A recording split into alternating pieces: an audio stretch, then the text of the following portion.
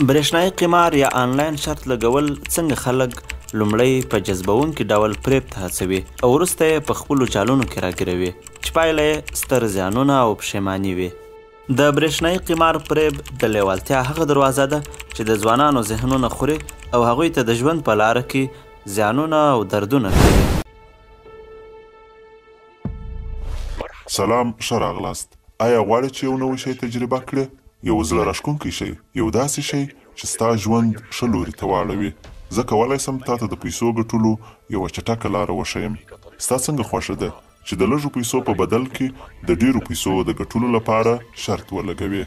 بس یوازې د یوې سیالۍ پایله اټکل کړه. رښتیا هم پیسې ډېرې کمې دي. ښه، نو زه به یې یوازې یو ځل تجربه کړم. شرط وهل پیل کړه. مبارک، تا وګټله. لم يكن هذا صعبا. دا خو دومره سخت نه و. راځه بیا یې وګټو. دا یوازې یوه وړه هڅه ده.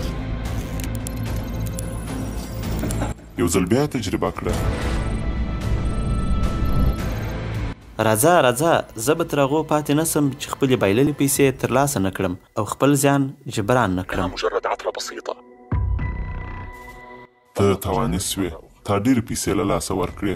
ستا څنګه خوښه ده چې په وروستي ځل لوی شرط ولګوې، خپلې بایللې پیسې بیرته ترلاسه کړې او خوشحاله پاتې سې؟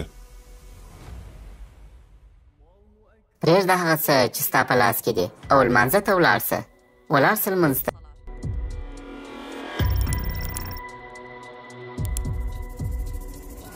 نه، کار به همدلته پای ته نه ورسیږي. زه به خپله ټوله سرمایه په شرط ولګوم. لتعويض ما خسرته وتنسحب سعيدا.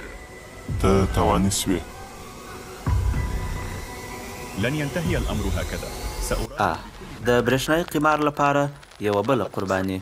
برېښنایي قمار داسې فریب دی چې په لومړیو کې ستا په فکر دا یو زړه وړونکې او ګټونکې لوبه ده، خو په پای کې ته د دې لوبې دایمي برخه جوړیږي.